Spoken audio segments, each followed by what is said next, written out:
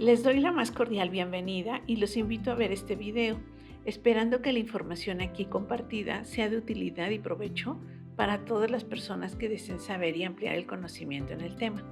Soy la psicóloga Dora Báez, estudiante de la maestría en psicoterapia familiar y de pareja, y el objetivo del video es proporcionar información sobre el enfoque psicoanalítico y el enfoque conductual en psicoterapia, para poder informar de una manera clara en qué consiste sus modelos, sus técnicas, estrategias y efectividad, los cambios que han realizado a lo largo del tiempo y las aportaciones que han hecho en la psicoterapia estos dos enfoques.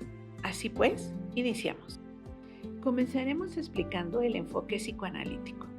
Todos hemos escuchado hablar de Sigmund Freud, considerado el padre del psicoanálisis, que es una propuesta que se enfoca fundamentalmente en la interpretación que se hacen de los procesos psíquicos inconscientes presentados por cada paciente.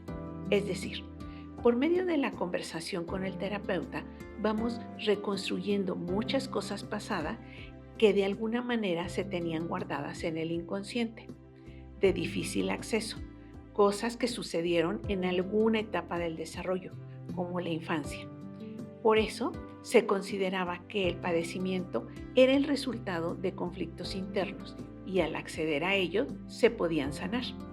El psicoanálisis plantea que la personalidad se forma durante el periodo de la infancia principalmente, dividida en 5 etapas o fases, que es la oral, la anal, la fálica, de lactancia y genital, en la cual la sexualidad tiene una función muy importante.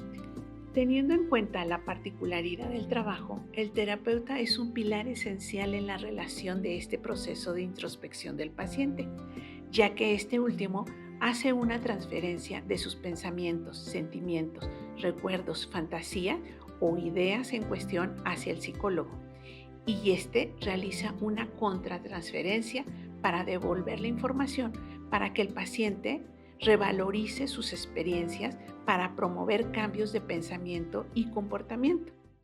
Lo transferido está conectado con sus figuras principales, papá o mamá, en situaciones pasadas, siendo este uno de sus métodos principales. Para poder realizar dichos cambios, se hace uso de varios métodos. Entre ellos tenemos el de la asociación libre, que consiste precisamente en hablar de cualquier cosa que se le venga a la mente sin censura, con la mayor fluidez, sin imponer prejuicios sobre lo que se dice, incluyendo, por supuesto, los estados emocionales que le provocan o provocó en su momento una represión. Sin embargo, en varias ocasiones, el mismo paciente presenta olvidos llamados resistencias. De aquí surge lo que llamó Freud mecanismos de defensa, que es el nombre que se le da a estas resistencias inconscientes que no permitía que los recuerdos traumáticos salgan a la luz.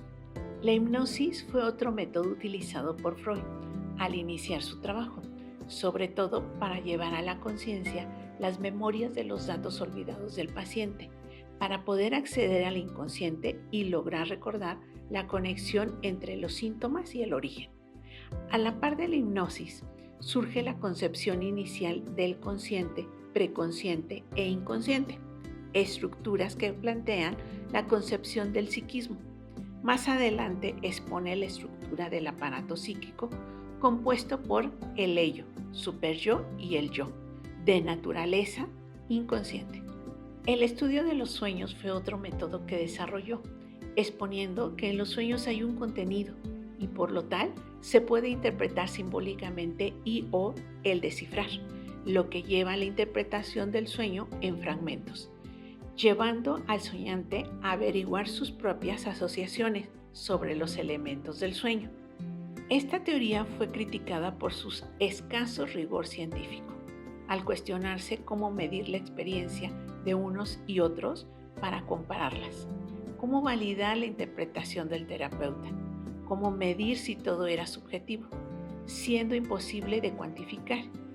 Y es de estos cuestionamientos que nace el siguiente modelo a explicar, que es una reacción ante Freud y el psicoanálisis, pues rechaza ante todo el método introspectivo. Ahora comentaremos el enfoque conductista.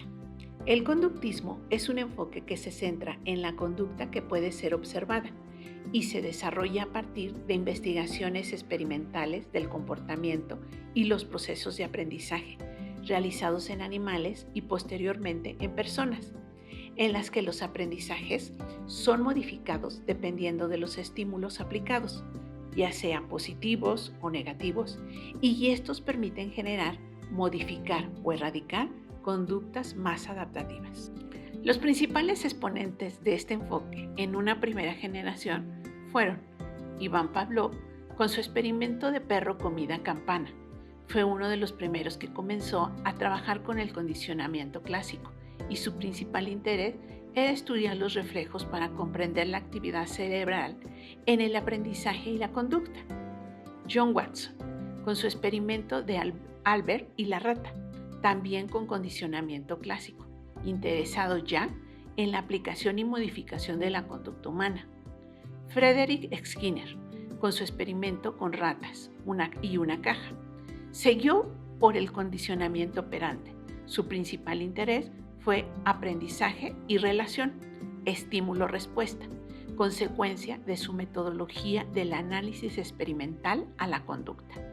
El condicionamiento clásico, también conocido como condicionamiento respondiente, describe una relación entre estímulo y respuesta. Si se sabe plantear los estímulos, se obtendrá la respuesta deseada. A continuación, explicaré cómo ocurre el condicionamiento clásico. Presentación de un estímulo neutro, identificado con una E y una N mayúscula, que es aquel que no presenta ningún reflejo particular como la luz, sonido o comida, junto a un estímulo condicionado, representado por la E y la C mayúscula, aquel con cierto significado. El estímulo neutro se presenta junto al estímulo condicionado, hasta que éste se haga cotidiano o ignorado. Si son asociados consistentemente, ambos estímulos, el condicionado y el neutro, producen una respuesta condicionada. El condicionamiento operante, conocido también como condicionamiento instrumental, en el que el organismo opera sobre el medio para poder producir diferentes consecuencias. Las conductas se fortalecen con un refuerzo o se debilitan con un castigo, en función de los siguientes elementos. El reforzamiento. Se refuerza o se aumenta la conducta. El reforzamiento puede ser positivo, que es obtención de recompensa o premio, o negativo, que es retirada de estímulo aversivo. El castigo. Cualquier conducta para disminuir o quitar. Puede ser positivo, se presenta un estímulo aversivo, o negativo, la retirada de un estímulo deseado. La extinción consiste en suprimir el reforzamiento de una conducta previamente reforzada. Dentro de la terapia conductual existen varios métodos y los más destacados son: 1. Métodos de confrontación. 2. Métodos operantes. 3. El aprendizaje por modelos. Dentro de los métodos de confrontación hay situaciones que debe enfrentar el paciente como fobias, soledad o miedo. En los métodos operantes, A. Métodos para el montaje o incremento de la conducta, con reforzamientos positivos inmediatamente después de la conducta, retiro de estímulo o control de estímulo. B. Métodos para la reducción y debilitamiento de las conductas, cuando existen excesos en las conductas, ya sea frecuencia, intensidad y duración. Aquí utilizamos castigo, extinción o saciedad del estímulo. C. Métodos de manejo de contingencias, introducción o retirada de estímulos positivos o aversivos utilizando economía de fichas o manejo de contingencias. Y D. Métodos para estabilización de conductas, conseguir la persistencia. En el aprendizaje por modelos ocurre cuando se observan las conductas y consecuencias y se genera una nueva conducta. Por mencionar solo alguna de las técnicas, se tiene el moldeamiento, que es el reforzamiento que conduce a una conducta meta. El encadenamiento conecta distintas conductas para llegar a una. La desensibilización sistemática afronta el malestar de una manera gradual. La terapia implosiva o de inundación que expone al estímulo para su extinción. El modelo operante o la técnica de aproximaciones sucesivas incorpora conductas nuevas en pequeños pasos.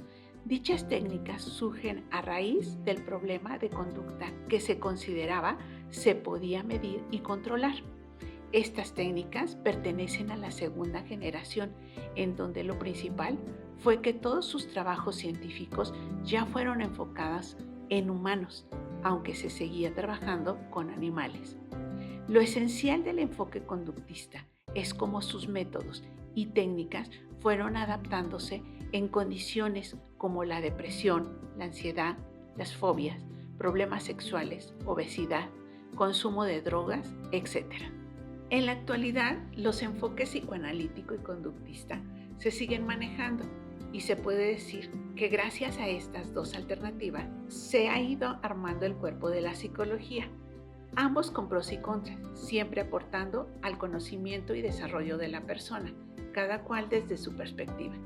Con el tiempo se han desarrollado otros enfoques, la tercera generación del conductismo, entre otras, pero casi todos se asientan en los conceptos de conductismo principalmente. En resumen, un enfoque es adecuado o no en base a lo que se pretende de él, así como de lo que se requiere revisar respecto al paciente. Juzgue usted mismo. Por mi parte, solo queda agradecer su atención y le invito a consultar la bibliografía sugerida para ampliar más el tema y darle clic en me gusta. Hasta la próxima.